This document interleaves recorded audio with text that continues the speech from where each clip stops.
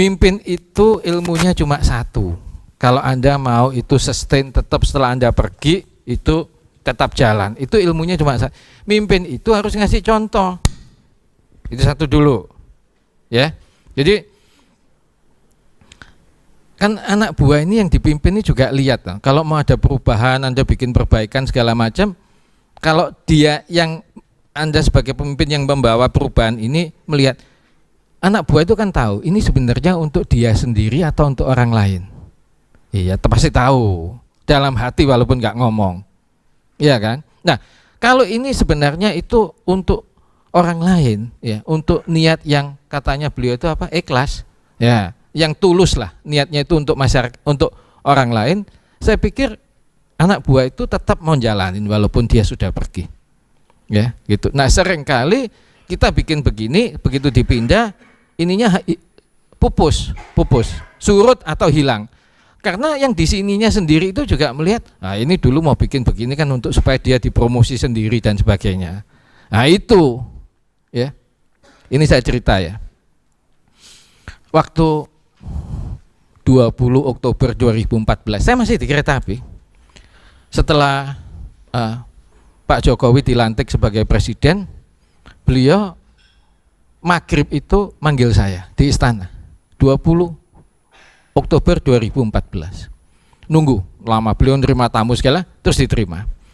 Beliau itu cerita kira-kira ya 20 menit 30 menit beliau cerita tentang perhubungan, tentang transportasi. Intinya saya pamit, saya bilang ke beliau, Pak, Bapak kan manggil saya yang pertama, Bapak masih punya waktu mungkin seminggu untuk mewawancarai calon-calon pembantu Bapak, gitu. Kalau Bapak nanti menemukan orang yang menurut Bapak lebih pas dari saya, jangan milih saya, Pak. Kenapa? Karena ini amanah besar untuk bangsa dan negara, gitu. Beliau sampai tanya, loh Pak Yonan nggak mau bantu saya ya? Saya bilang, loh saya ini sekarang pembantu Bapak, wong Bapak presiden, saya jalanin kereta. Itu. Kan saya nggak bilang, oh saya bersyukur saya kalau ditawari sebagai menteri, saya enggak loh. Saya ngomong begitu loh. Sampai waktu hari diumumkan, saya di WA protokol di istana namanya Pak Yusuf itu, saya pikir sopo saya nggak jawab kok. Sampai ditelepon segala macam, malam subuh apa saya berangkat, oh besok saya dipanggil segala macam. Saya juga nggak tahu, juga nggak berharap apa-apa, betul. Nah, ini menurut saya penting.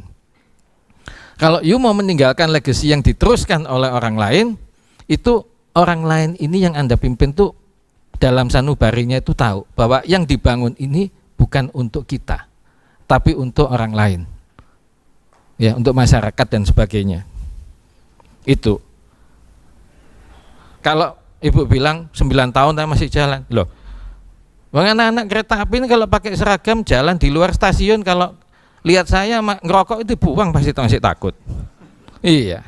Lah apa wajah saya itu lebih serem daripada beliau? Enggak juga kan? Loh ini bener loh.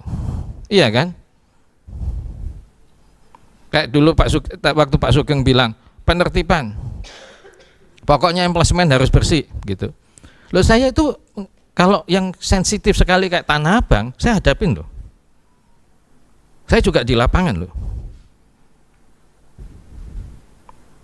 Tapi nggak seberapa ribut kok ya, sedikit lah ya. Hah? Iya kan? Iya Cipende. Tapi habis Pak. Anak-anak di daerah di operasi Jawa Barat habis Pak. Berarti mereka sendiri itu juga nggak mau dibersihin itu, menurut saya loh. Nah, ini menjawab pertanyaan ibu itu. Building legacy itu sebenarnya itu.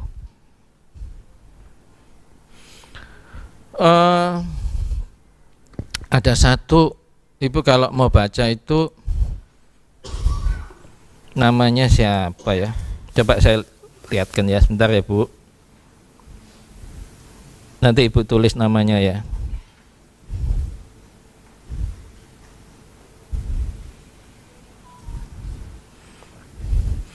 Ibu coba nanti ketik namanya Sheryl Sandberg. Sheryl Sandberg itu SHERYL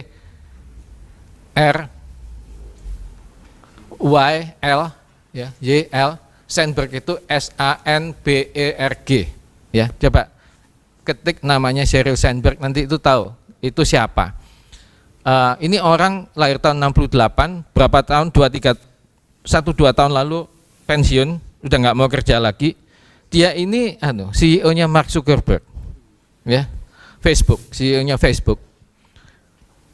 Waktu dia pensiun, tahu pesangonnya berapa? 2 miliar US.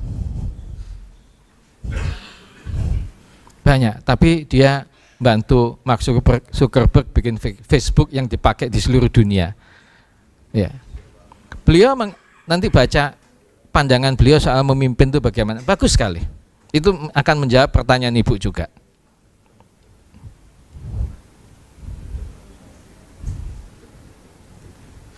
Tapi bikin Facebook, Pak. Iya. Bapak face enggak, book enggak, ya kan? Lebih kurangnya saya mohon maaf, saya enggak berniat menyinggung siapapun. Ini untuk bahan diskusi, mudah-mudahan ada manfaatnya. Ya, memang kalau Bapak Ibu bilang, ya Anda ngomong gampang aja, betul. Lo ngomong itu modalnya cuma air 1 gelas, nggak ada yang lain, betul nggak? Lo ini saya ngomong 2 jam, airnya juga cuma 1/4 gelas tadi malah. Nah, seperti tadi Bapak dari Kominfo itu, betul.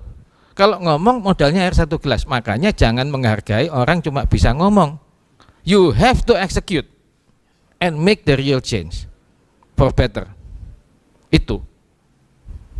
Nah, sebagai penutup, sebagai pengetahuan ibu-ibu juga, teman-teman saya di kereta api ini kan orang-orang yang tadi Kadawab juga bilang, Pak Suki, ini yang sekolahnya itu sederhana, ya kebanyakan, ya pikirannya juga sederhana, ya orangnya juga nggak terlalu menarik, tapi istrinya cantik-cantik.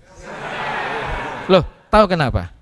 Ini saya kasih contoh, saya ini berdiri 2 jam loh ini, karena kami di kereta api itu kalau berdiri harus tahan lama. Terima kasih.